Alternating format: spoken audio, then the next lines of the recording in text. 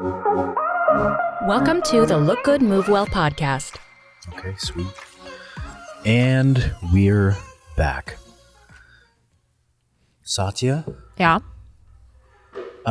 What is something when you hear people saying that like they're spelling out some of their fitness goals? Yeah. What are a few areas that you hear people maybe being very reserved about their goals? Like, hey, I want this, but I don't want this. Like, I don't want too much, or I don't want like... Yeah. Yeah. For women, it's always like, I don't want big traps or big shoulders, or I don't want to get like a big blocky upper body. Yeah. Yeah. I don't want to be too bulky.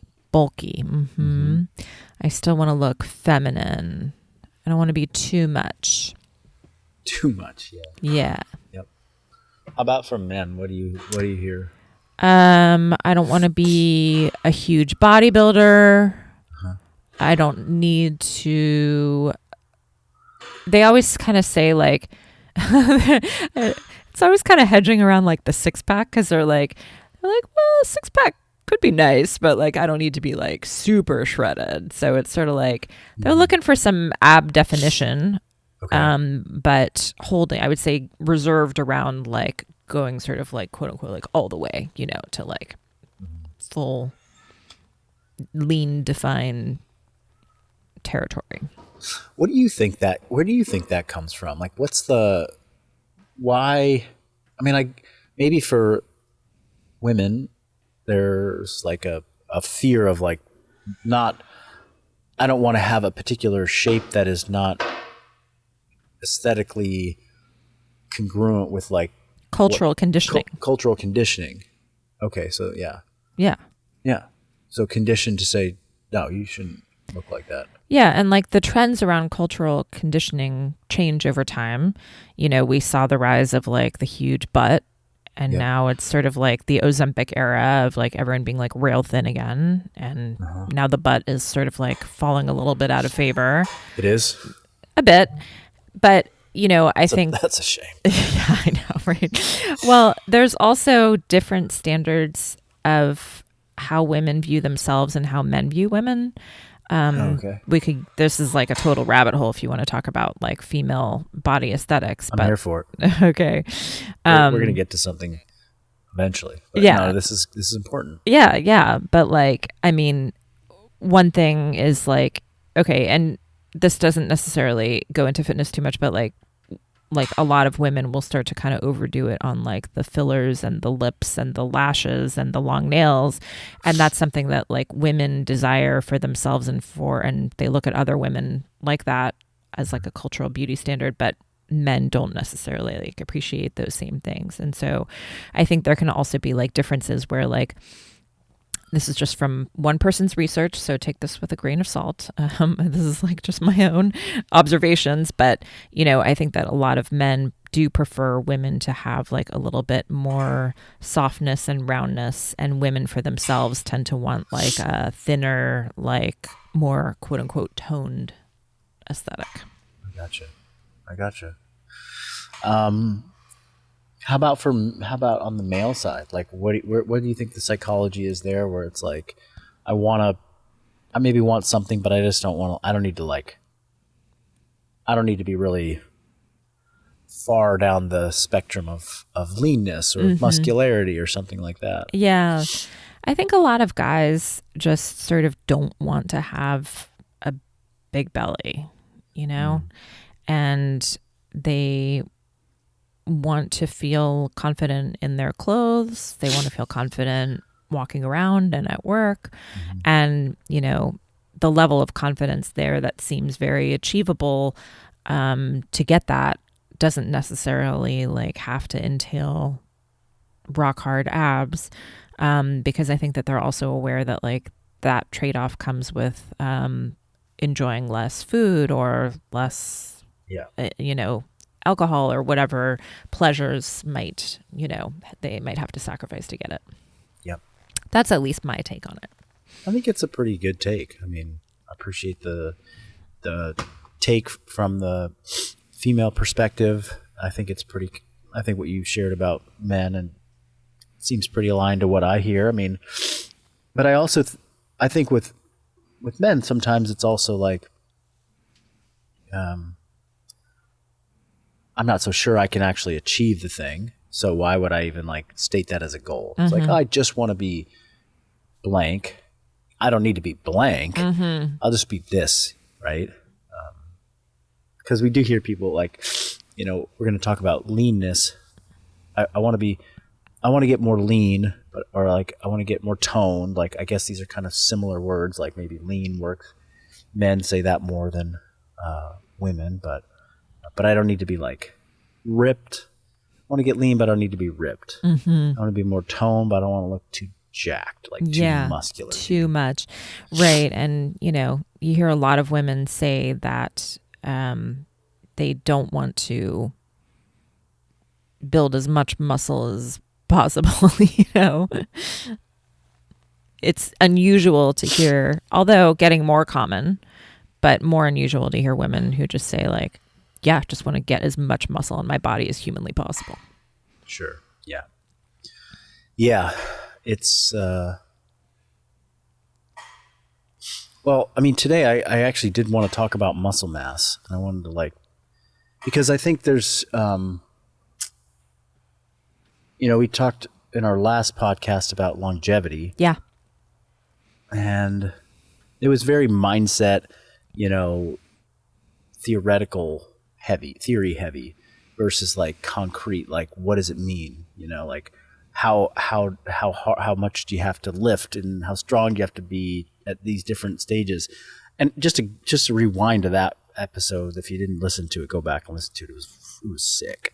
But no, that I really want to like, you know, I want to start putting some metrics to these things. I started working on what I'm calling the platinum scorecard. It's like the Persist Platinum coaching program, but got a few male clients at this point, but I'll have some female clients as well that are pursuing this 2026 Platinum scorecard progress tracker. I want a scorecard. Right. It's like, what can you do in all of these different disciplines? What does your lean mass look like? So there's body composition, there's cardiovascular metrics, there's blood markers, there's also strength metrics and relative strength metrics. And I've tiered it like tier 1, tier 2, tier 3. Yeah. But I think from like a longevity training standpoint, you know, there's plenty of data out there. You can start to see like, well, what does human potential look like?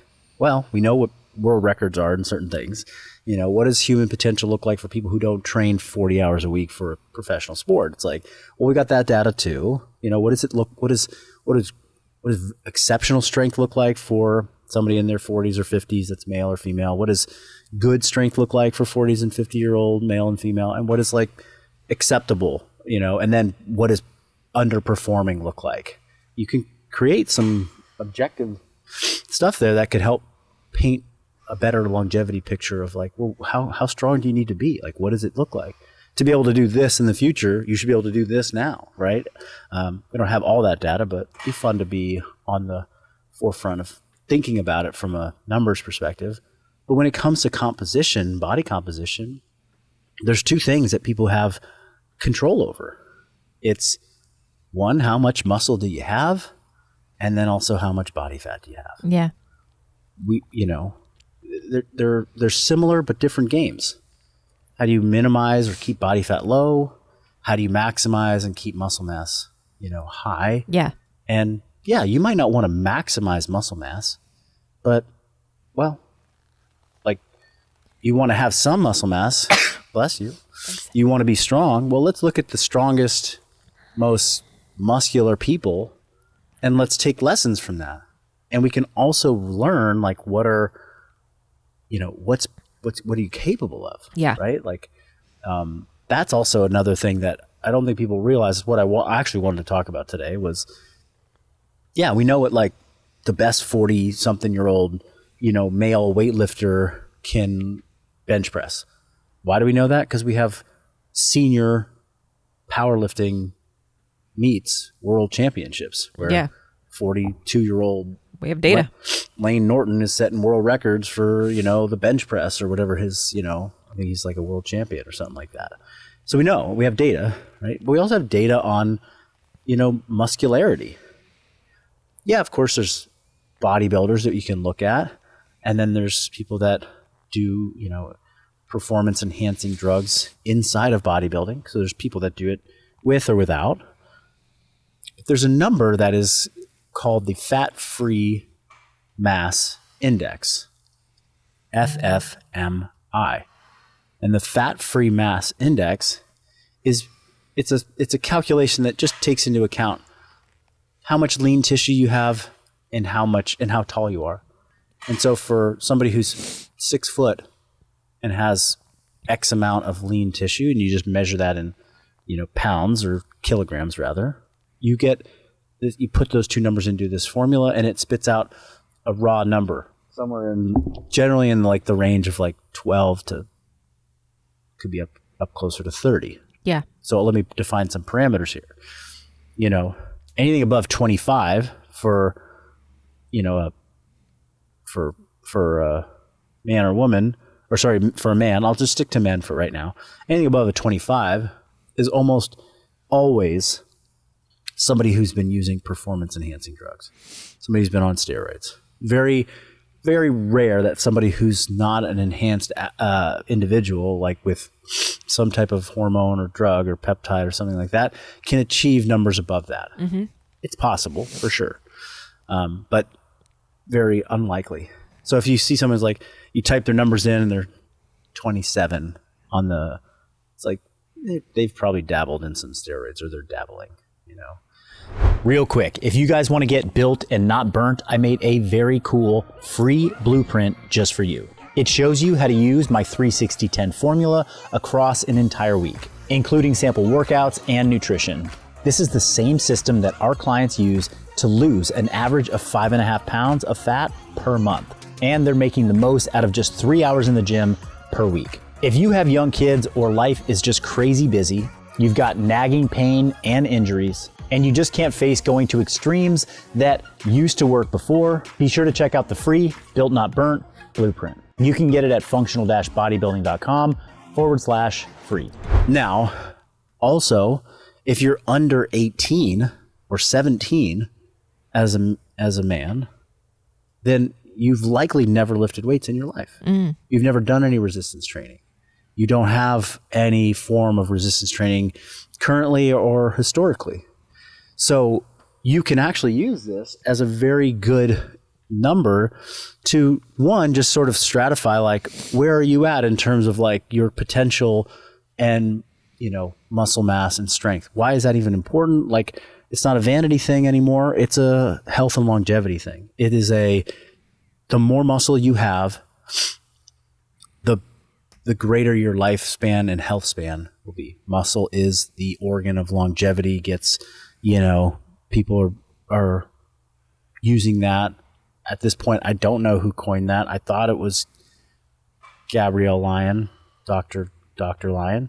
Maybe it was, maybe it wasn't. But either way, it's becoming more and more accepted because data is showing people who have more muscle are living longer with fewer metabolic or health complications. So, hey, if you have an FFMI of 15 as a man, then that puts you in a high risk category for health.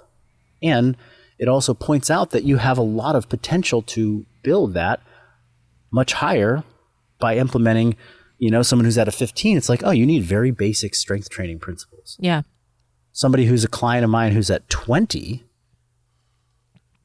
that tells me they've been training for some time, but that they still have the potential to get up into the 22, 23 range, 21 to 22, 22, 23, but that's going to take a bit more focused, lean bulking focus on their nutrition, like dialed in nutrition, maybe 4 times a week of strength training with good sleep and recovery practices, but like they have room to improve. Yeah. And if you're like, I'll take myself as an example, my FFMI as based upon my last DEXA scan, I'm at a 24.8. And, the ranges, and I'll read these off. I just looked these up. But the ranges for men are essentially below 18 is what we're going to call below average. It means you have very low muscle mass for your height. 18 to 20 is average. That's typical for somebody who's untrained or has light physical activity. 20 to 22, that is good. That means you are doing something training-wise consistently, and you are looking visibly muscular. 22 to 23, this would be very good. This is like an advanced natural physique. And then 23 to 25 is excellent. This is like top tier natural development, no hormones involved. Yep. And then 25 plus for somebody who's, it says rare, very rare, naturally, usually elite genetics, or they're enhanced by something. So that's, again, like the scale. Yeah. So. And it's different for women? It is different for women. Yeah. Women's basically start at like 14, then 14 to 16, 16 to 18, 18 to 19, 19 to 20, and then anything above 20 would be very, that's the rare natural, a rare natural. Yeah. Curious to put your numbers in here, Sati. Yeah, I need to go get a DEXA scan. You can take, the DEXA scan, so I just put in, I'm 5'10", I'm 190 pounds, I'm 8.9% body fat. What is my FFMI? And, if I put in my body fat percentage from the in-body scanner downstairs, it's more favorable. It would put me in like the 26 range, which just tells you it's like it's a little So is there a calculator for it? There are calculators online. There's also ChatGPT, so you can just plug those things in. Yeah. So we could just play with it right now. Yeah. Satya is, I'm 5 foot. Are you 10? I'm 5'8" and 3/4. You could say 5'9". 5'9". Do you want to share your weight, or you want to just plug it in online? You just type it in. You don't have to like. I could announce say, it to the world, okay? This morning I was 143, but I tend to I'm usually more around 140, but I'm in my fluffy phase. All right. Okay, so then what was the last body composition test you did? It was a long time ago, so I don't know if it's relevant, but last time it was 13% body fat. And that was downstairs on the machine? On the in-body, yeah. So I'm going to pad that and just say you're closer to 16%. Yeah. So we don't get something too skew-wampus here. My average body weight for the last week is 142.2. Okay. All right, so it's doing some math. Up. Come on, spit out the number. And 17.8 FFMI, 17.8. So you are in that consistent training, visibly toned. I would say that's accurate. Yep, that is quite accurate. And then if you jump up into the 18, you're going to be an advanced natural physique. Exciting. Yeah. Exciting stuff. Well, does it factor in age? No, it does not. Interesting. Yeah. Because again, it's just muscle mass relative to height. Yeah. So, yeah, well, it will be harder to maintain a 23 when you're 60 than it would be when you're in your 20s. So I started out by saying there's two ways to tackle the leanness game. You can increase your muscle mass or you can decrease your body fat. We talk at length on here in different podcasts about nutritional energy balance, calorie deficits, how to keep people lean, lose body fat, using step counts, like leveraging all the system, the West system, the 360-10, blah, blah, blah. But in terms of muscle mass and building muscle mass, I think that's an area that it would be really valuable for people to point more energy towards. Like, where are you at on the continuum in the the spectrum of actual muscle mass relative to your height? Mm-hmm. Are you someone who's got relatively low? And how do you figure that out? Go get the DEXA scan. Go get a body composition analysis. I think it's really such a valuable thing for people to go get a DEXA scan. Yeah. We have a body composition analysis machine here at the gym, and it's good, but it's not anywhere as sensitive as a DEXA scan, and DEXA scans are becoming more and more available around. It's like a 7-minute test. You just like literally walk in. You don't have to take off any of your clothes. You like just lay there on a little bed. This machine kind of, it's like a wand that waves over the body. It's a more, it's a more robust wand. But and then you just walk out with like really, really good data. And from that, you can calculate your FFMI and be like, oh, I'm under muscled for my height and where I want to be in terms of like, I think being like in that range where you sit, that range, or, slightly above, slightly below, like that's somebody who's going to win the longevity game because they've got enough muscle tissue. Mm-hmm. And really the only way to get into that range is through resistance training. Yeah. Nobody's accidentally just, it's like, what do you do? It's like, oh, I just, go for walks and stuff. It's like, no, that's not how you get that laundry. Much muscle. Yeah. You can't just arrive there. Like you got to go out and be doing like physical manual labor. And we're doing that in the gym. We're manufacturing that because we work on our computers all day. Right. It's fascinating to,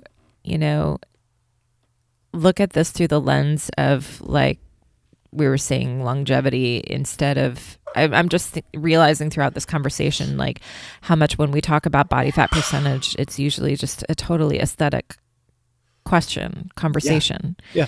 And, of course I think about building muscle as putting that in the bank for later, for longevity, for now and for later.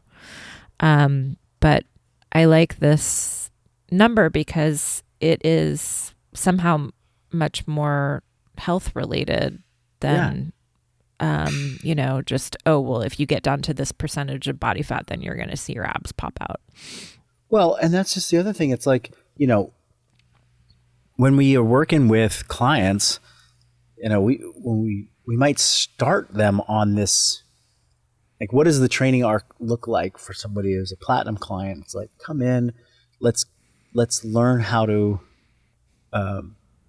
decrease body fat. Most people are starting at like an unhealthy level of body fat. And so because it's easier, and I'm putting like air quotes up, like nothing's easy about it, but like losing body fat is easier than building an equal amount of muscle. Like you can lose 20 pounds of body fat in 3 months. You cannot put on 20 pounds of muscle in 3 months. Like, just as a simple comparison of the two, to manufacture new tissue, that's functional and strong, that just takes time. To like burn off extra energy that you're storing on your body, that can happen more quickly. So going through a period of like body recomposition where you're just trimming fat off the body is a useful place to start for people when it comes to like talking about body composition, because they can learn. In order to do that, you have to learn principles of nutrition. You have to learn principles of like daily activity, lifestyle. You have to start doing some resistance training or you should start doing some resistance training or some form of like consistent training and movement. And you can start to see that the feedback loop is a little bit more quick and immediate. It's like, oh, I can see the visual changes from losing some body fat or losing weight in this way. So you start there, but then when people get, leaner or more tone from losing body fat, then that's not the end of the game. It's like, okay, well now we're going to go pull the other lever, which is building muscle, right? Because like I said, body composition is lose fat, gain muscle. Losing body fat doesn't change your FFMI score at all. Yeah. It just it lowers your percentage of total weight that is fat on your body. Mm-hmm. But just because you lost some body fat doesn't change how much, muscle or lean tissue you have. You got to work for that. Yeah. Yeah. And in a great, like a perfect world, someone loses body fat and adds some muscle in the process. Mm-hmm.